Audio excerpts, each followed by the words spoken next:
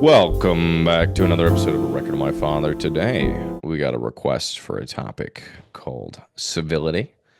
I think civility, the root is civil.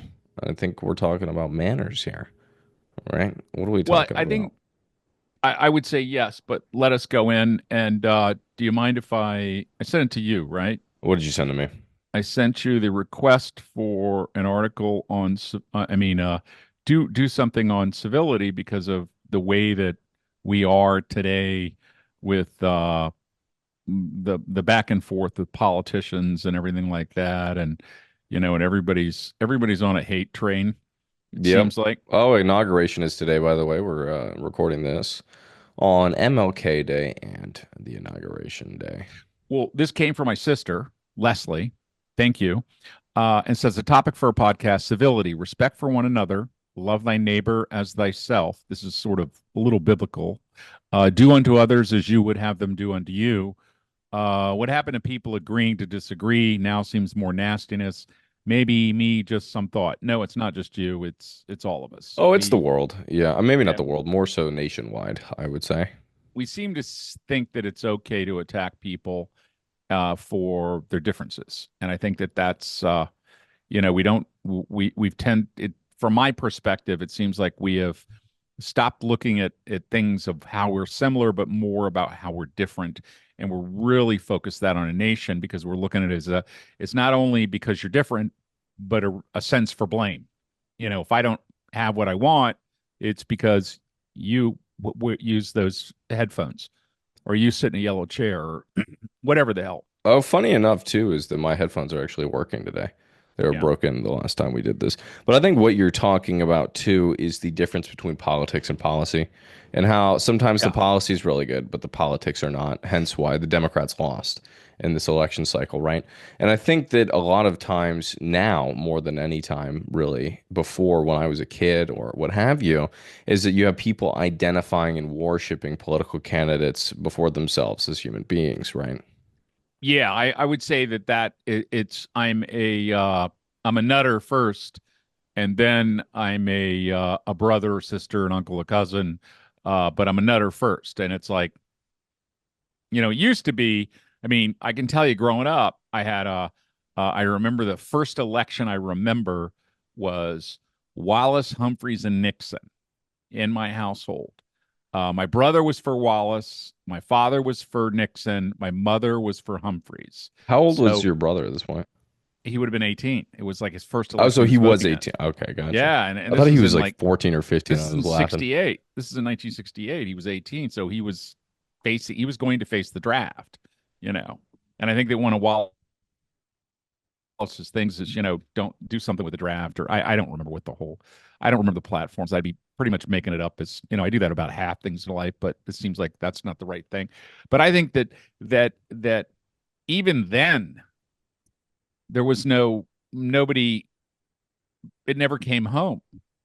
I remember that we fought all the time over everything. But the weirdest thing in the world is we never fought about politics. We never fought about, whether or not you were believing this or that. And I think, and I would say that, and you could argue that it seems like the level of divisiveness in the last 10 to 15 years, 20, I don't, I mean, we started to do full on investigations of the opposing party and all the people coming in back in the Clinton era. And then it went into the Obama era when they went after, what's her name? Clinton. They went after Hillary because they knew that she was the next presidential candidate. And then they all started going after Biden when they realized that he was going to be the next one.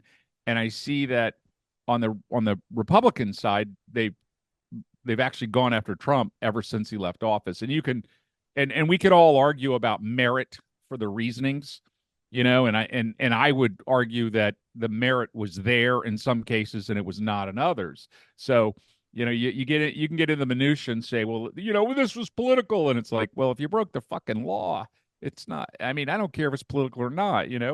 We have no problem putting black people in jail all the time.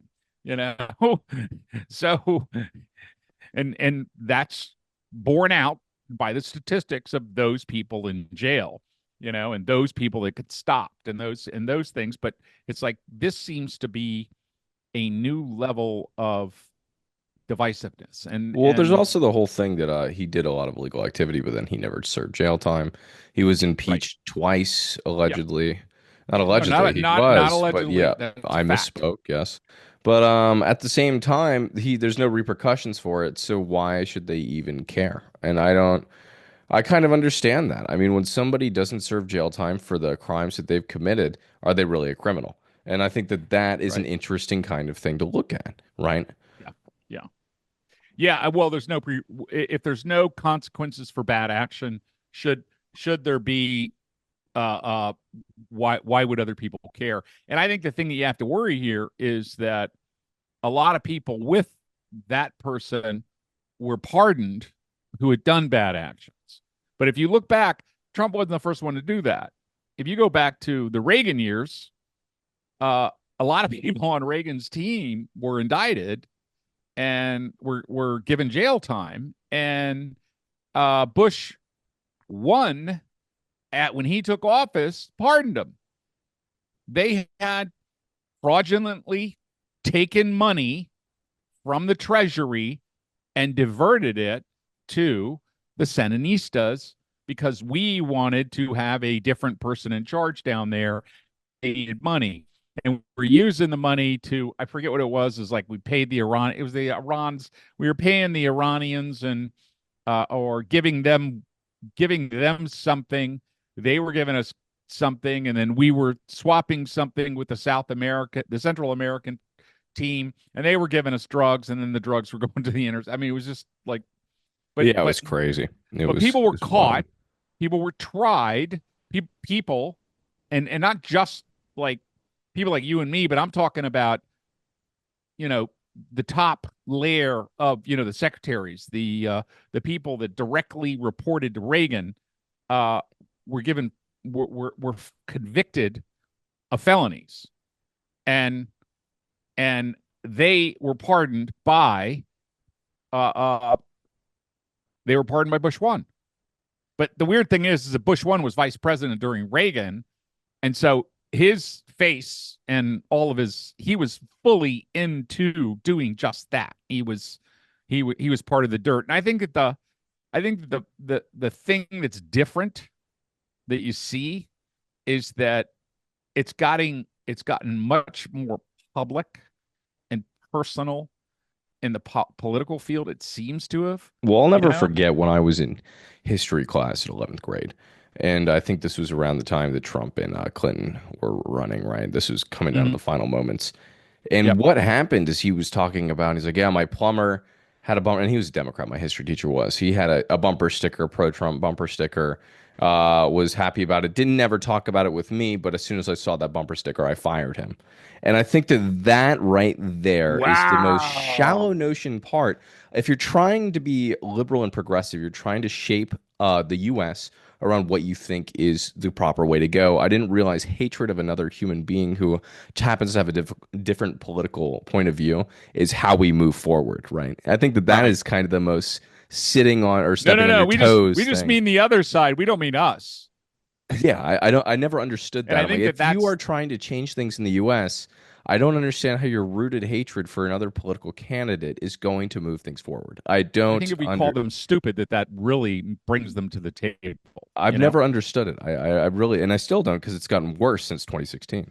Yeah, it's really amped up. I mean, I still remember in grade school when you were in elementary school, and I don't know if I should. Scooter Libby was under the Bush administration. The number, I guess this would be Bush two, had been caught doing something. I don't know what it was, and it was a felony, and he was going to get a couple of years. And he ultimately got pardoned as well. But interesting, if you do something in politics and you're high enough up, you get to walk free.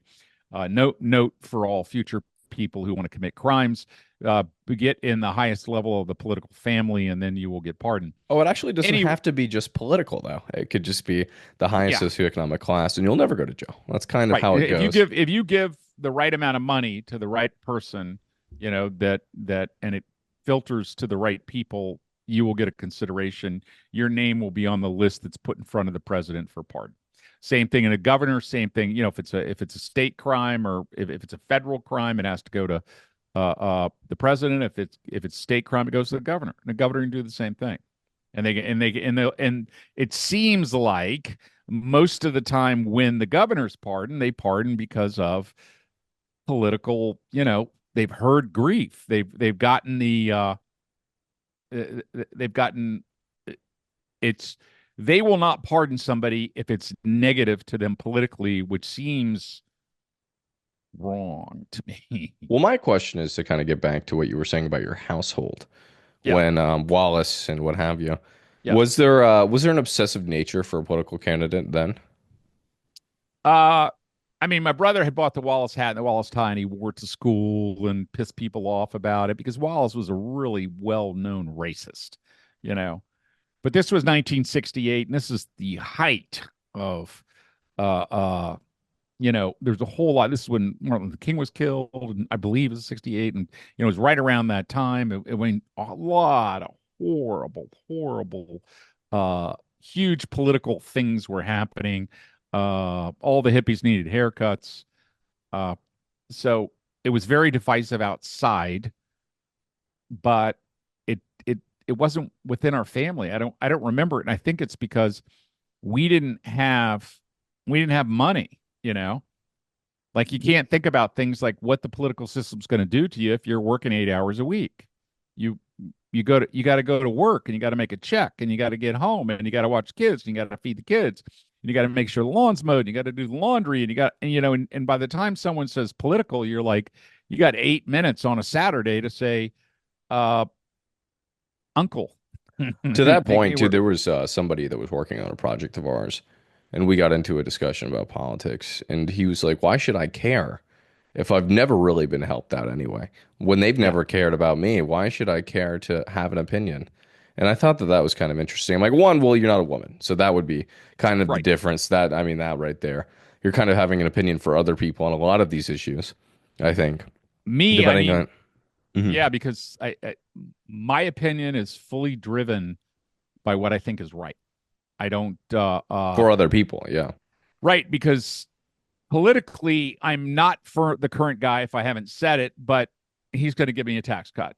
He's going to continue to make which to me makes me a lot. I was not for Bush 2 and Bush 2 saved me millions in tax dollars by his tax cuts.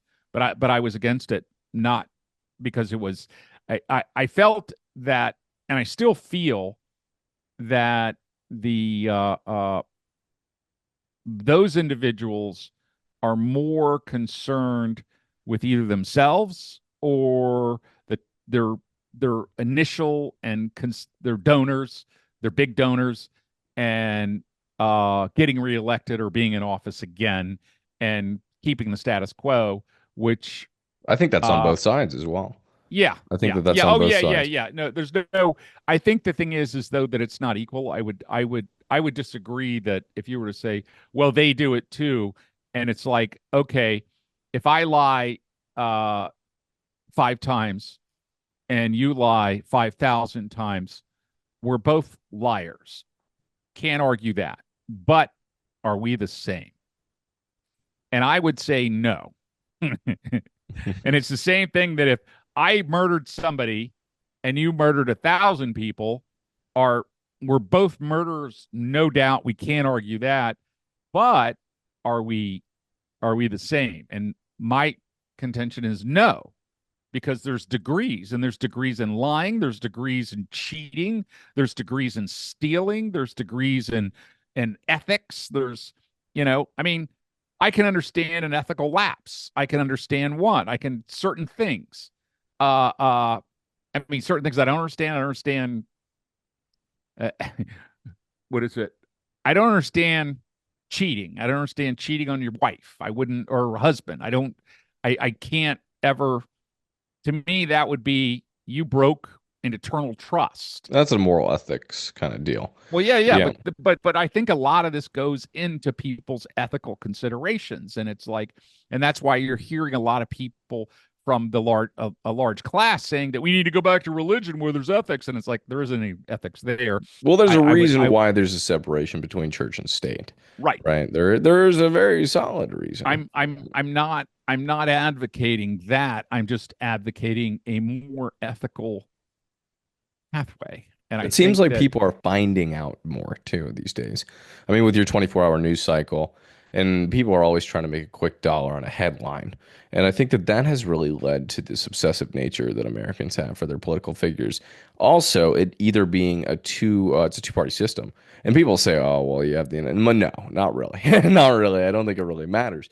But I think what's funny about a two-party system is that it's labeled by yes or no, right? yeah, And it's labeled in either direction.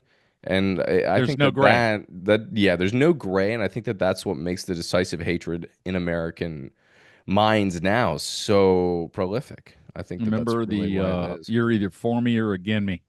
That's what Bush said when he was talking about the you're for us or against us. That's was his famous thing after the 9/11, uh, which was, you know, no one could feel or understand why they did what they did. But then, and that was never really explored that much. Although, yes, I'm definitely against it. Yes, it was horrible. Yes, we shouldn't have done it. Yeah, they shouldn't have done it. But I think the obsessive nature as well has to do with a level of uneducation that we have in the U.S. Uh, still.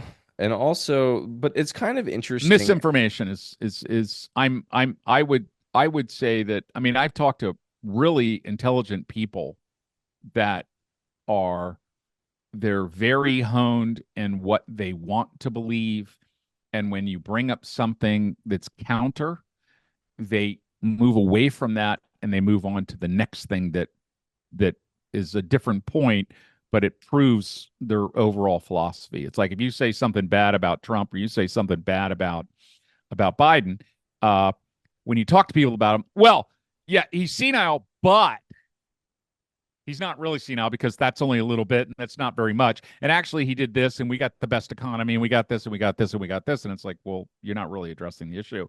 And in Trump, when you say, oh, you're stealing and you're convicted of 34 felonies, well, he did the vaccine and he did this and he did this. And you're like, well, but There's no he's a admittance, I think felon, is what you're getting at. There's no Yeah, admittance of saying, yes, I understand. But it's right. always yes, but, right? It's always okay, Well, they but. no one says yes. Yeah, that is They fair. may have used to say yes, but I think they skip over that now. And you are looked at. And I had a conversation with a woman in where the hell were we? Oh, that was in Italy. Yeah, that was Yeah, it funny. was in Italy and But that Sicily on the was top. so bizarre to me because she talked about in New York this statue of Abraham Lincoln and that they Yeah, ripped it down and then replaced it with a George Floyd statue, which they did. They did. That was actually true. And really. I thought that that was made up. I was like, that sounds kind of That sounds crazy. really weird to But it me. was actually true. It was actually true. And she was born and raised New Yorker. She's like, yeah, we moved out to Pennsylvania because of what was happening, the amount of crime, and this, that, or the other. And there has been a large amount of subway pushings, people getting pushed into the subway. And there's Can been I spikes and say such like something? that. Yeah, Statistically, the crime in New York's dropped like 15, 18%. that's it really. It's dramatically lower than it was in the mid 90s. So when people say crime, uh, they're wrong. You know what's kind of interesting? What I think I It's was pointing not out? fact. You can look at the stats, you can look at it, and people say, well, I don't believe it. And it's like, sorry, I don't care if you believe it. You know what It's I'm fact. referring to though with these subway pushings and this spike in crime is the Yeah. spike in crime being reported on. I think that that is what I'm really So, referring to. The amount of so, headlines that you get on a daily basis, probably, I mean, based on you speaking into your phone, they knowing where you live, based on geolocation services, there's definitely kind of this weird circular thing where they report more headlines on the violent crimes because they get more views. And I but think that with the subway pushings that I'm referring to, that coming up on your phone all the time, and thus and therefore, yeah. but I would add to that that the reason that they do that, and if you look to the publication, this is what's become the fake news, is that you're starting to see that, okay, in 93 when there were many more murders in New York, uh you didn't see every single day of Bill Johnson was murdered yesterday, and whatever horrible, and usually it's a white person, and because for some reason that resonates more across all the media and nationwide. And then they hold up that one case as this horror, horror, horror, even though, I think they're down another 10% this year in homicides in New York. So it's like you guys are talking about stuff that's not real, but like you say, it's spewed forth 100-fold as before it wasn't. So and each time it's spewed forth, they will kind of change a few of the facts. They won't say the whole thing. She was violently attacked and thrown to the ground, and you're just And it like turns out somebody that wasn't elbowed her. true or something. Yeah, Yeah. yeah, and then but it doesn't matter what That's what happens I after mean the by fact. uptick in crime is uptick in crime reported on. That's what I'm Right. referring to more so. Okay. And some of it's real and some of it's not. And I think that's that and that is I would say that one of the things that I think that has probably led to a certain amount of uh the angst among individuals when you see a Trump bumper sticker or you see a Biden or whatever DEI or whatever hate thing that bothers people that you're like that you assume all of these things and all these characteristics of that individual immediately, and it's just you know but then you also can say, well, but they accepted this,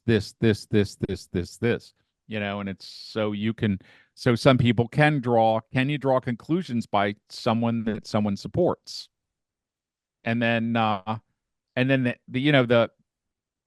the craziness is like today is inauguration day and Martin Luther King birthday. Which I When you think is go crazy. on, yeah, when you go on the any news site, when you go on any news site, uh, all the stories are divisive, and they're all one way or the other. They're very uh the most grandest speech ever, the most wonderful thing ever. And you can probably guess what news service it is. My gosh, he's horrible.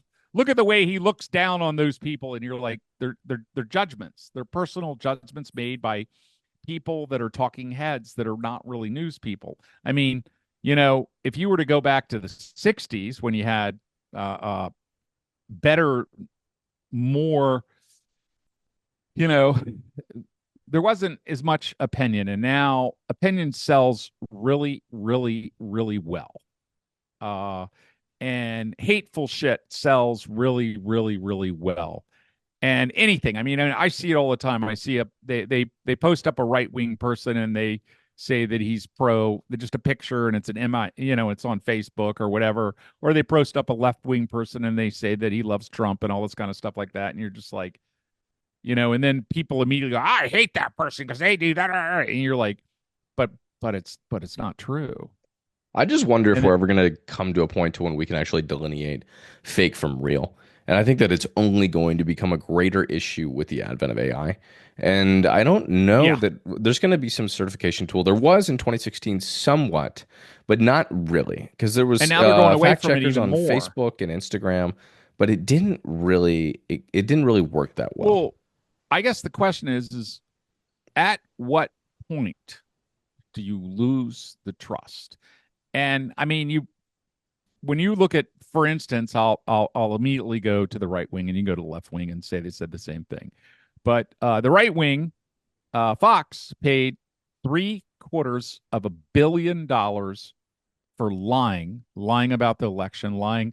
Every single one of their announcers lied. They this was in the settlement. They lied. They paid $750 million to settle before they went to court. Big deal, right? Uh, they do that.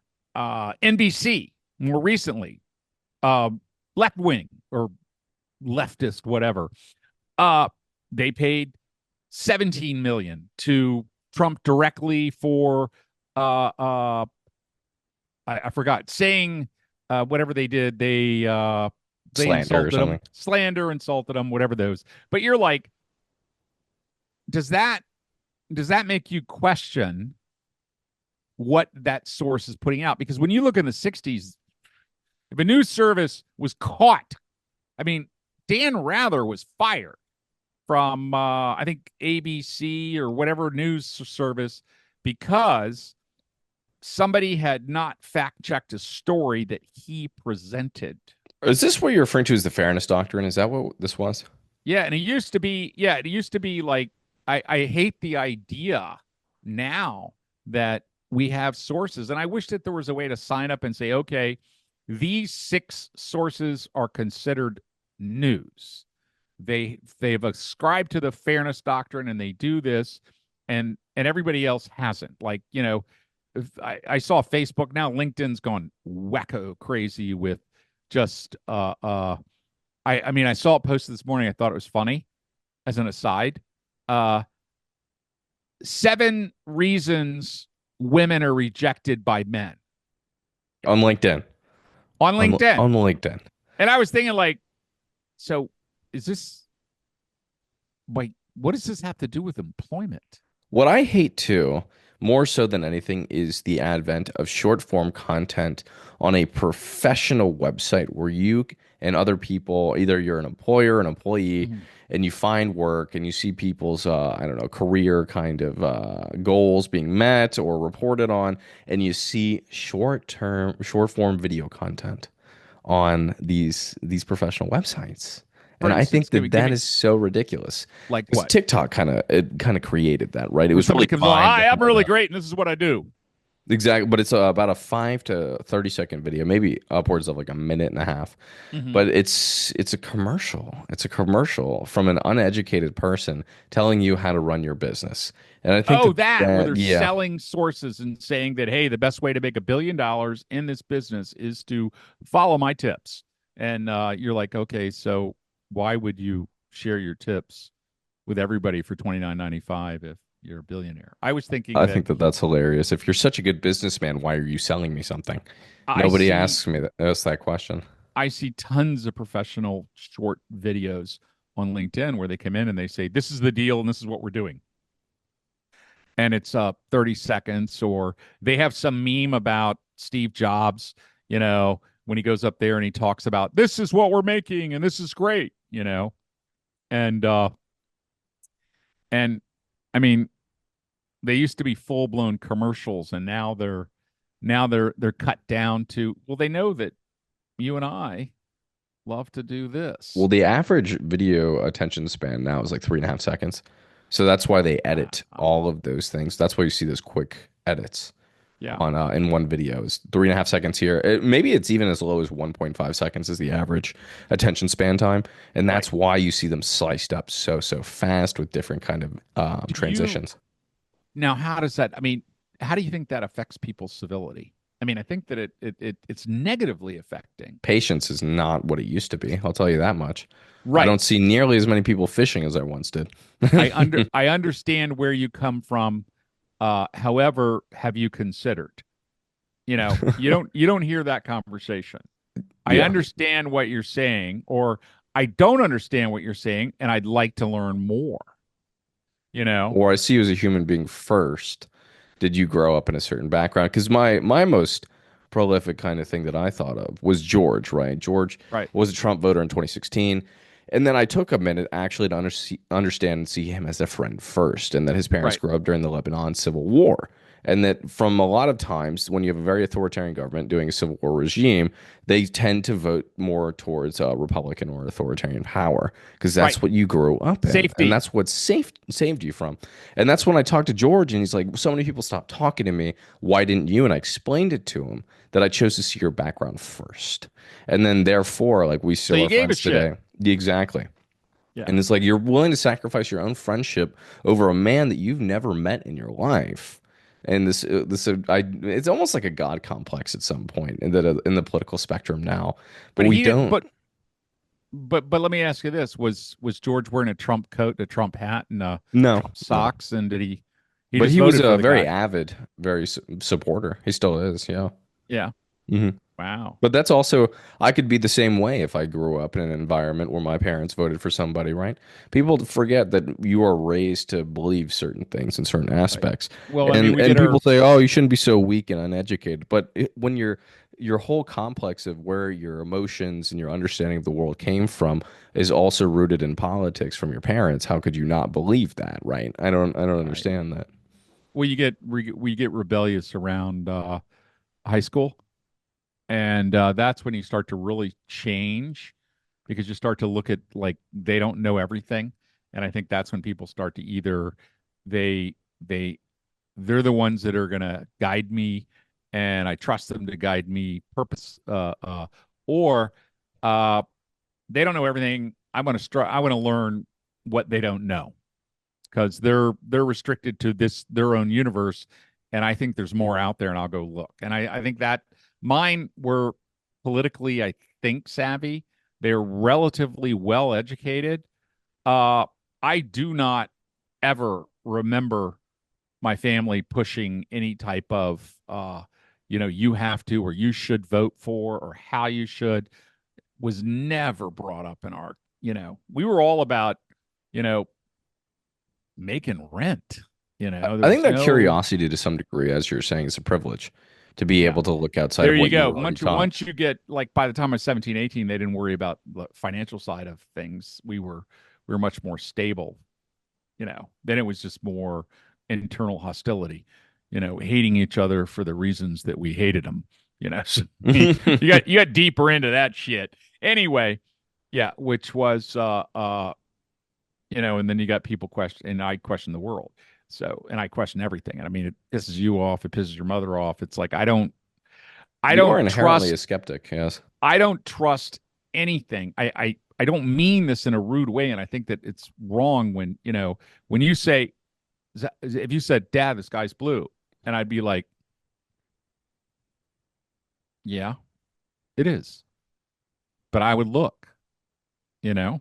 Hmm. And I mean, I love you and trust you and believe you, but I have this thing in me that I guess that I've been misinformed so many times by so many people that have been very close to me to very far away from me that has made me say,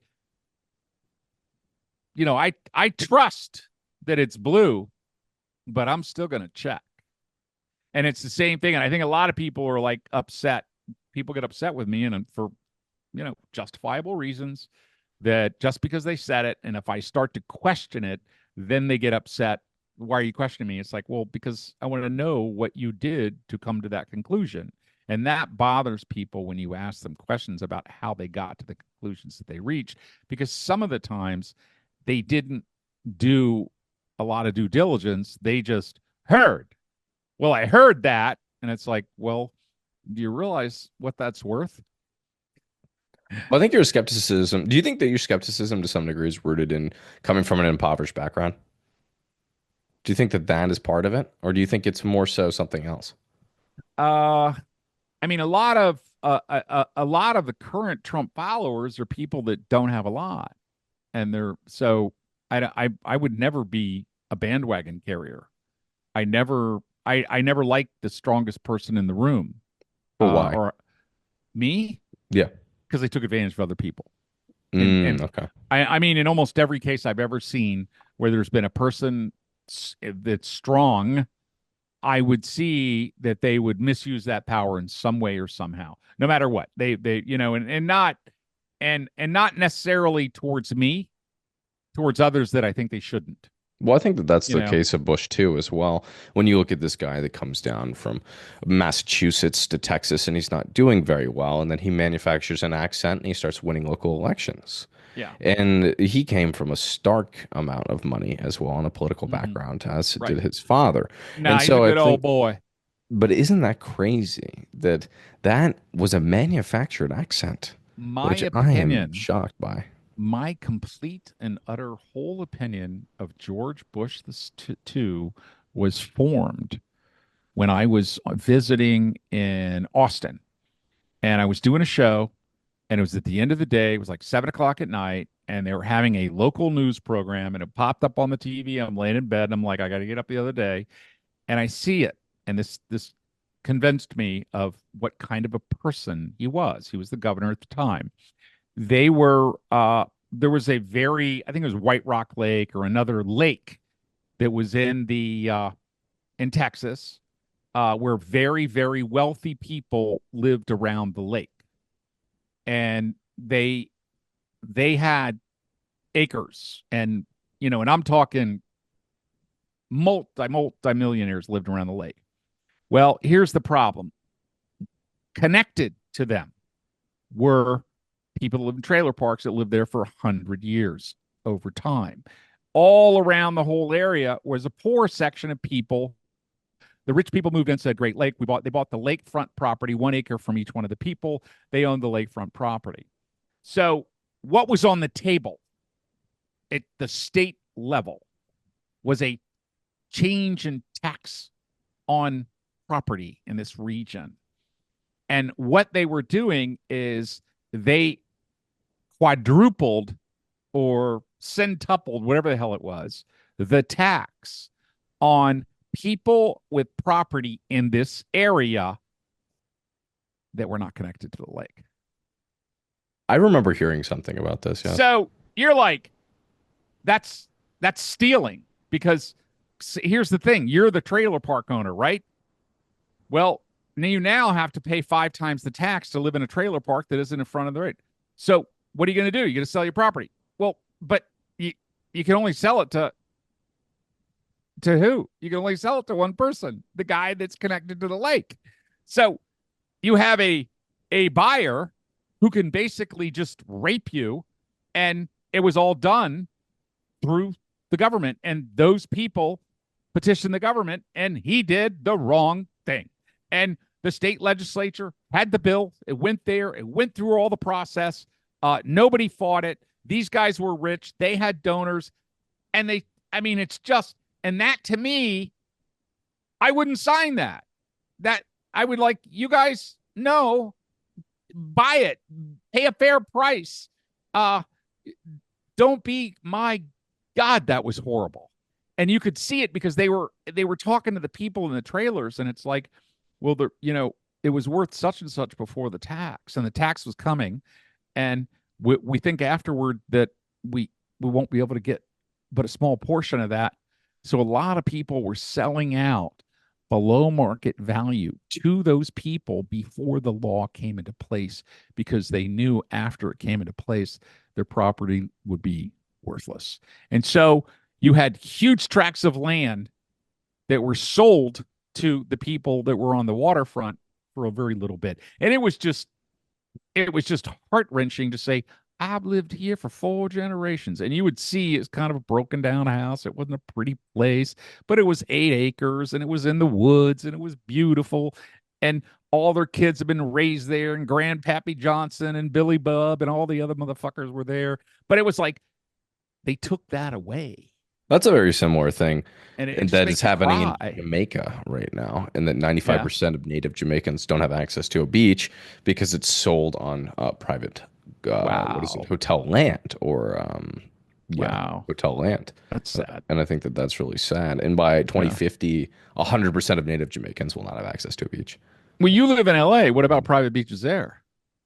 We don't really have private beaches because you think about Santa Monica, Malibu, and those. I guess How do you get to, can you Malibu go is to a private Malibu? beach. You Not can't go onto really. that little stoop out there. You So have to go what through a little. happens with that is the houses that were once there, the beachfront properties, Mhm. own the portion of beach in front, directly in front. So you can't really do that. But Zuma Beach which is a really nice beach off the highway there, off the coastal highway, is public. So they have remained pretty public as Okay, so well. they have many. That's good that you have a lot of people that are All of still Santa fighting for Monica is that. public. Manhattan Beach is public. Dock I Wheeler near mean, the airport is public. Yeah, they've remained our public. place in Delaware, there was tons of public beaches, public parking, public all sorts, public showers when you get off. So they had it set up really There was well. I no knew in real Florida. private. Oh, Bethany was a privatized kind of area where you had to pay to access the beach if you lived in one of those colonies, I think, in one of those sea Well, colonies. you could. could park on the main area and walk into Bethany Beach and not pay a dime, There except for were parking. certain parts of it that I Now, think the where you beach that walk was on. on the ocean, they could not. Nobody had rights to that, so they Interesting, could because not I stop remember you. going there and they said, "Are you a part of Sea Colony?" And I said, "No." And then they said, "Well, you can't access the beach." And maybe it was just the No, you access can't point. go. Oh yeah, you can't go through Sea Oh, it was the Colony to get access there. point. This is Okay, my gotcha. backyard. You can't do it. You can get on this beach and you can use the whole beach, but you can't get on there What's from so here. funny is there was a fence and then there was a little like latch thing and there's a guy there and he said you can't get on the beach here. And I guess yeah, now that I think about it, Yeah, it was just the access to the beach, not necessarily, yeah, but it was yeah. just two steps, and I think that Well, that's what's really his name funny. did that in Florida on Huckabee did that in a really horrible way. He bought beachfront house and people were giving him a lot of grief and for whatever political stance that he had Hmm. and he ended up putting it up with the local property, whatever it is, thing, a measure that allowed him to build walls. So you can't use his section of the beach. And he put it into he got it in the local legislature. They passed it. And he now has walls. You go down the beach and then there's Huckabee's property on the beach and you're not allowed to access it. You're not allowed to go in that section of the beach. And it's like, that's just weird to me. Wonderful. What a great thing Yeah. to capitalize on Yeah. accessing a beach. That's Yeah. great. You That's know, just phenomenal. I'm sure there's many, I don't know of cases where other people have taken it to that level of wackadoo crazy, where you're keeping people away, for, you know, being on a public beach. That just No, seems over the top, I you think that know. it is. But anyway, those are things that when you think about civility, they're kind of a stretch away from it. But it is we I think we've really hit on the fact that a lot of the civility and the you know uh, we can disagree on certain topics has changed because of the not I would say the way information is distributed at a much faster pace and also in the way that people design how you consume it because I would know if I was a marketer that if I get 10 million people to click on something that I make money.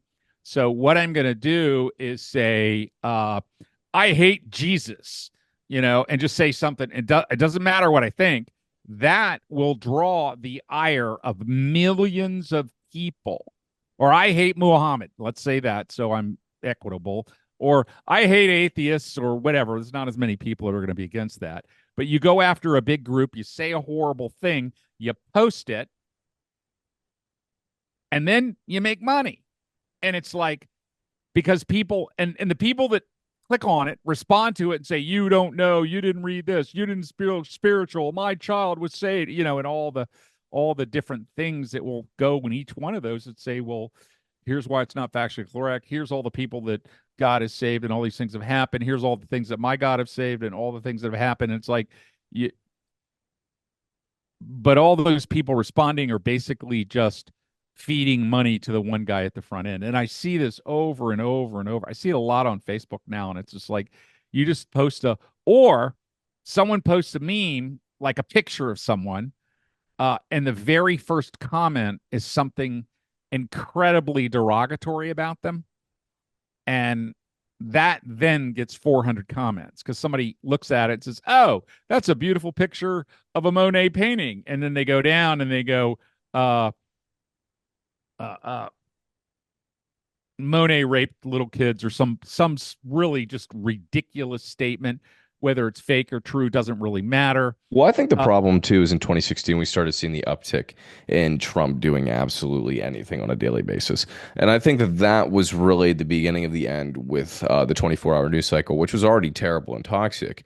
But now you have a 24-hour news cycle that feels like it covered a week in a day, and I think that that was really, really toxic for not only news reporting, but things that were actually news were not being covered nearly as much as Trump mistying his shoe or something ridiculous yeah, like I mean, that. I Yeah. heard there was all Yeah. this.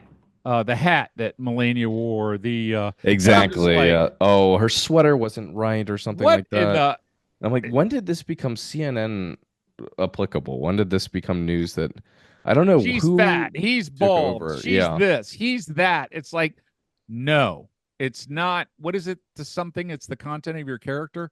That's what we have to look for. It's those are the things. I'm interested in policy. I'm interested in that. Whether or not you're well, senile is probably a good idea to just a little focus bit. on. But it seems like that is a huge thing, and that 10 years ago, this people were not actively making money or huge amounts of money off of pushing these short narratives. They are financial streams, just like TikTok, just like anything else.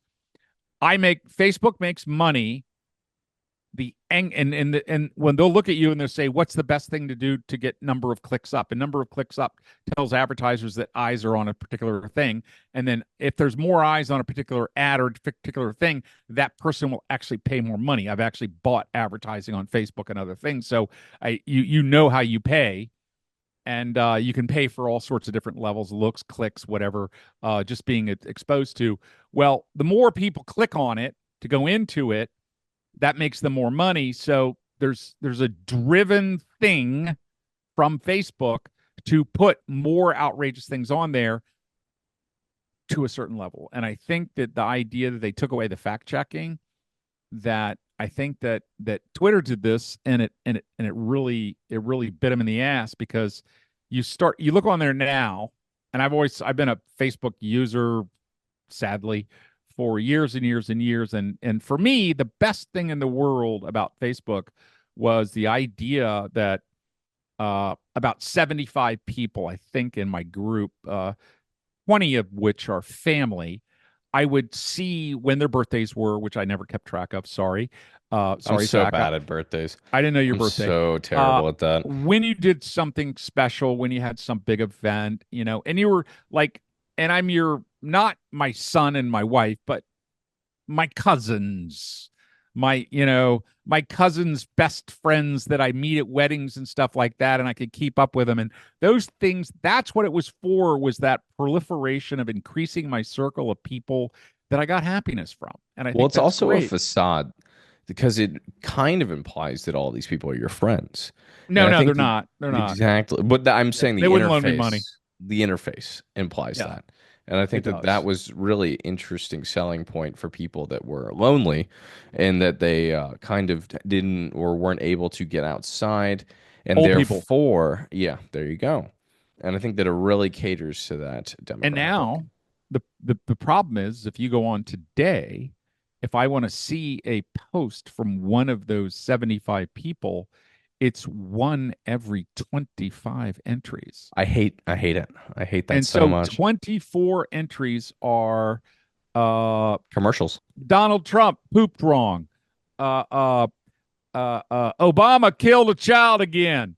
Uh and you're just like, and they're all, and then weirdly, some of them are like, I was talking about flight insurance and how I think something was covered with Amex, and I think I was talking to your mother about it on the phone. Somebody, I was saying, oh yeah, I think if you have the Amex Platinum or something, they give you $1 million of insurance. And then I saw air insurance on sale on my Facebook post, and it was like, and then I bought a shirt, and I was like, yeah, I bought a shirt and I liked it. It's this, this, this. And then all of a sudden there was other these, workout clothes for the really good looking man, and then they show you great looking pictures of men that you'll never be able to look like. Maybe I could have, if I, no, I never would have. I never had the, people, how they look at something and they say, I could get there. I could be in physical shape and have a ripped stomach and all this kind of stuff like that. Uh, I could have when I was 19, but no, I never could have. I didn't have that kind of drive. I had drive for different things. You see people that have it. Or I had friends that when they golf, they said, yeah, I could be a good golfer, but I don't have enough time to golf all the time. I'm like, no, no, you wouldn't. You you There you are could some be things that you you just could be a can't little naturally, better, you can't and get good at. Yeah, no, yeah, but you're I not going to be completely agree. or skiing or snowboarding. You can become a good amateur guy. I got to be a blue skier, and I was happy that I didn't kill myself when I did that. But other than that, now I couldn't. I'd be skeptical on green.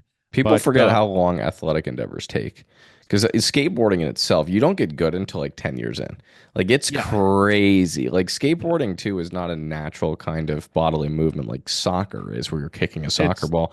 But you have to stand on this foreign object and it's learn how to lunatic. do it. And I don't think I really got good until my last consistent year, where I was getting really good really fast. And I think that that was about 8 or 9 years in. Yeah. Yeah, It took a it was very, interesting very to long watch. time. Well, yeah, I mean, I look at the different things that I don't think I really got good at. I had certain natural qualities that were really good in starting a business and growing a business, but I didn't get comfortable until the mid to late 90s. And we started it in the late 80s. But I could walk into a room full of people and I could walk up to someone that I didn't know and say, "Hi, my name's Phil Brown. I'm the CEO of Global Securities Information. And what do you do?" And then I would talk to them about business. Say, "Oh, well, we don't do anything like that. But so what do you use? What kind of products do you use?" And just create a conversation with them and then be friendly with people that I had, you know, and this is it. I did 24 events a year. It's like uh, uh, all the time. And sitting at a booth and watching people walk by and being able to open to talk to them, or sitting in a meeting with people and I've always been willing to give my opinion, as you know, but I've learned how to temper it and how to be, I have to, I'm still to this day, I work on my tone because I sound really aggressive when I'm passionate about something, and people take it the unintended way. When you scream at somebody, that makes them feel bad. But if you're screaming because you're excited, but they don't know that you're excited and you're happy, then that Or you're because you're communicating. deaf, you never know. Yeah, and you're deaf, you're communicating the wrong idea, and it's like I'm very good at communicating the wrong idea and giving people fear when I would really like to not do that. And so being somewhat a self-aware, I catch myself. And I do that a lot more. That's one of the things I think I've learned in retirement is to be more reflective on stupid stuff. And maybe, maybe what I can do with this is, do you think civility is catching? What do you mean by catching?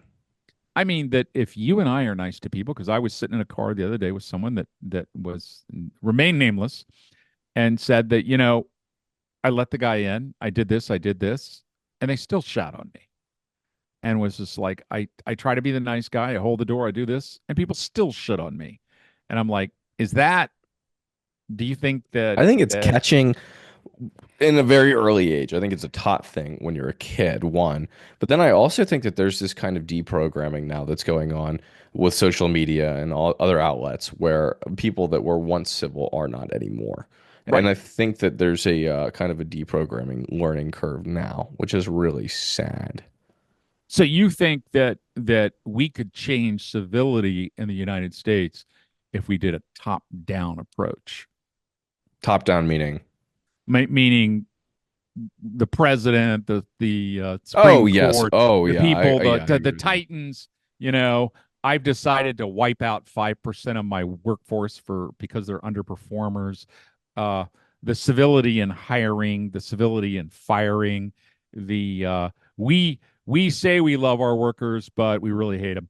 And like Disney was saying how much that they love the gay community and how they're all gay pride, yet they gave millions of dollars to PACs that were anti-trans and anti-gay, and you're like, okay, And then so you see the movies they're turning out too, which is yeah, funny. what's that? Well, I mean, you look at Star Wars, and they've had 5 Star Wars TV shows that have come out with characters of color and gay characters and trans characters. And Yeah, I think that's really interesting that behind the scenes you have such an undermining of their own public view, which I right. don't really Well, understand. Well, I mean, when you support the people in power when you're right, a multi-billion dollar company. Yeah, the reason they pay off the people that are different from their view, and I think this is really important, is that it makes them money, and there's no other reason. exactly. There's the when you go against someone in power, they will take away your tax break, and your tax break will affect your shareholders. So basically, and it's like, why is Bezos, who spoke illy of the current president Trump, and Zuckerberg, who spoke very poorly of him, and many, many, many others, gone up there and given him $1 million, which they never gave to the Democratic candidate. So, and no one seems to mention that. They're not only taking the knee, but they're taking the knee and they're giving him a bunch of money. I mean, Bezos gave his wife 40 million, which is, you know, some would consider that a violation of the emoluments clause in any third world country. If you gave the incoming president wife $40 million, you would consider that a bribe. But I guess in I America, would. that's I that's would. that's not a bribe anymore. That's just a cost of doing business. And the reason they do it is because there's 10 billion with the B dollars tied up in contracts for them to fly into space. And for them to fly in space, they get uh, uh, the little capsules. What do you call them? The communication system. And I think that there is a war right now between the Ollie Humphreys, for the space over our heads that controls our communication. And I think that there's Musk is in it, Bezos is in it. There may be one or two. The Chinese are in it as a country. There's a few others that are in it, but those that control what you see here uh, control a lot of the mind power of people, Well, that's what I'm and kind of seeing as well. and they're doing it under the guise of going to Mars, but Is they're that not. this is But really akin to the Sochi Olympics in Russia when yeah, Vladimir Putin controlled all of the contracts that were coming in because they needed to outbuild roadways and create yeah, a stadium for the Sochi Winter Olympics. I can't remember what year it was, but you know what yeah. he did with all of those? Those subcontractors were all related to him since birth. And he gave them all three of those contracts for the roadway, railway, and then general contracting for that, and the money just kind of cycled in, and then it went But in a circle. the people controlling communication, it's like Musk turned off Starlink to the Ukrainians during the war. He wanted more money, and he did it. No, he also did it as a favor to Putin because he's friends with Putin. And Putin asked him, and he did it, and he only did it for a little while. But it's like, and then he did it again in China. In China, he doesn't like X. He doesn't allow certain things to be. It's not distributed there, and you see this over and over and over that they will bow immediately to anybody that will interfere with their empire. Yet they're really looking for, the space program they talk about is to go to Mars, but in reality, it's to put up satellites enough to cover the world and to own the communications and structure. And communications is not just you and me, not just this little thing. It's telecommunications, your phone, it's your television, it's every 4 million channels that you get, where they get distributed, who they get distributed to, what is allowed to be run on each of them, what messages are allowed to be sent. I mean, it's crazy what and to for those to be controlled by private individuals is just beyond me nuts. It's Oh, just yes. nuts. It needs to be controlled by a government. And I realize the government's uh, uh, messy, but it's much, much, much safer. And I'm not sure what that has to do with ethics, but I know that uh, I would rather have my ethics spread across 300 million people than in the pocket of one man. You I'm gonna know? agree with you on that. Yeah. I think on And I, that note, what are yeah. we? What time are we at here? We're almost an hour here, so people got to be getting tired of me pontificating about all the wonders of the universe. We have to thank you, Leslie, for this idea, and we have many other ideas. Todd gave us an idea. Jose gave us an idea. Jim gave us an idea. Brian gave us an idea. Who else? Who could you think? That I said Jose, right? Right. Yep, you Okay. did. Yeah. And a Well, lot of my other friends just told me to piss off, but that's another thing. I think we're gonna wrap up here. Thank you guys for listening. Always recordofmyfather.com. Find us on the Spotify, Record of My Father, YouTube, and Instagram. Thank you guys so much, and we will see you next week. All right. Or you will see us. we will just hear you, or is it the other way around?